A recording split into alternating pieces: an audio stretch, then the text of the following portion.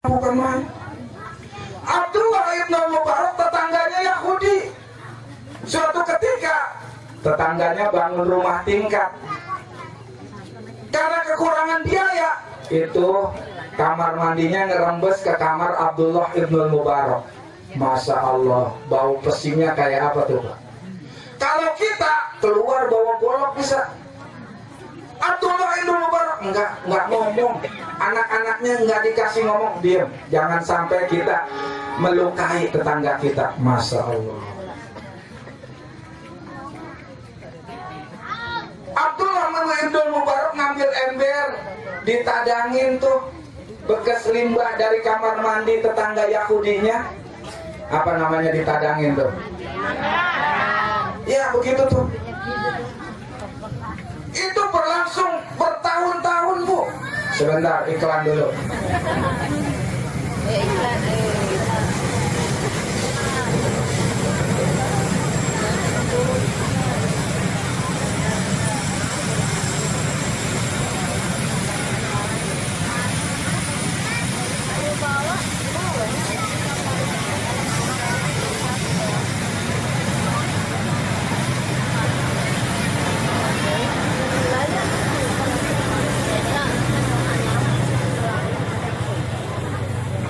Itu berlangsung bertahun-tahun, tetangganya Yahudi nggak tahu bahwa kamar mandinya bocor nembus ke kamar tidur Abdullah ibn Mubarak.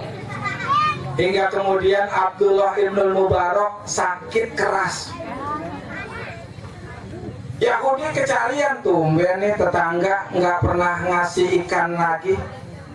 Tumben nih tetangga nggak pernah beli baju lagi buat saya. Kok nggak keluar-keluar? Akhirnya dia main ke tetangganya. Ketemu anaknya. Bapak ada nak? Ada Pak, cuma mohon maaf Bapak lagi sakit. Boleh nggak saya jenguk? Oh silakan Pak. Begitu Yahudi masuk ke kamar, dibuka pintu kamar, baunya udah aneh tuh. Lah bertahun-tahun kamar mandinya bocor ke rumah Abdullah ibn Mubarak. Kata Yahudi itu, maaf nih Abdullah, bau apa ya ini ya? Enggak bau apa-apa enggak. Tapi diperhatiin kemudian oleh Yahudi itu, ada tetesan air lewat tembok kemudian jatuh ke ember. Tetesan itu persis di kamar mandi dia. Masya Allah. Akhirnya kata Yahudi, Pak Abdullah, terus terang deh, kalau Bapak ngaku saya tetangga Bapak, tolong Bapak terus terang, ini air apa?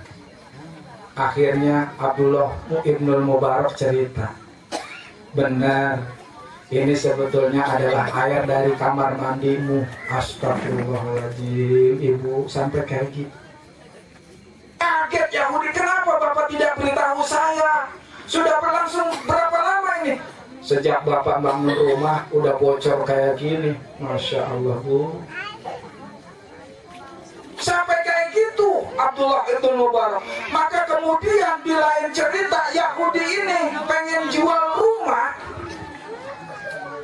Dia tawarin kepada orang-orang, siapa yang mau beli rumah ini? Berapa duit situ mau jual? 2.000 dinar. Kok 2.000? Di sini pasarannya 1.000 dinar. Situ kok harganya main semena-mena aja. Pasaran 1.000 dinar, terus itu ngasih harga 2.000 dinar. Rumah di sini model sampean itu 1.000 dinar. Betul, kata Yahudi. Rumah saya memang harganya 1.000 dinar, tapi yang 1.000 dinar lagi karena saya bertetangga dengan Ibnul Mubarak. Masya Allah. Ada di sini orang yang jual rumah dinaikin harganya karena bertetangga dengan kita. Itu Abdullah ibn Mubarak. Yahudi naikin harga rumahnya karena punya tetangga yang spesial. Ini tetangga nggak main-main, situ enak kalau bertetangga dengan Abdullah ibn Mubarak. Kira-kira seperti itu. Pertanyaan buat Ibu, siapa nama tabiin yang bertetangga dengan Yahudi tadi? Hah, Ibu ya? Hah? Abdullah ibn Mubarak. Ya Pak, kasih tuh Al-Qurannya.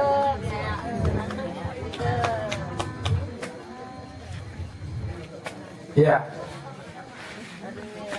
Jadi di dalam Islam bukan hanya baik hubungan kepada Allah, tapi juga baik hubungannya kepada manusia.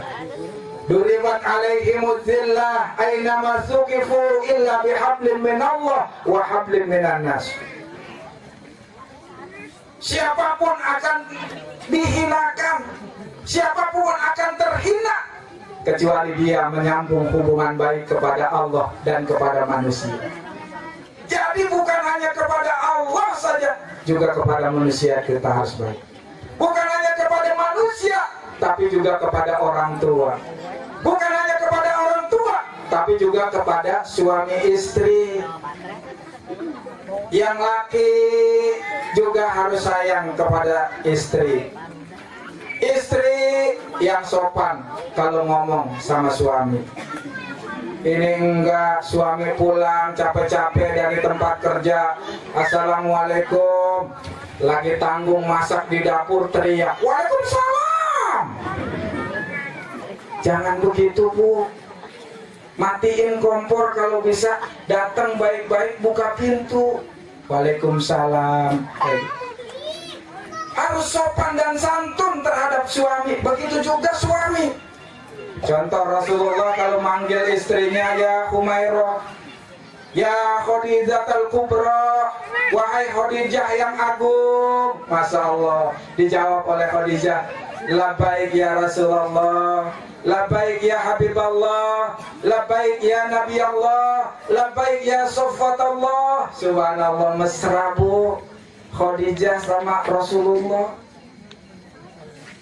Ya nggak harus mesra juga sih. Kalau orang nggak biasa mesra, Pak Kiai, susah.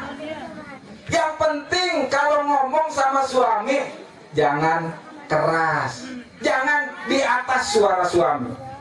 Ini karena mentang-mentang habis ngaji di sini disuruh mesra, besok dia mesra.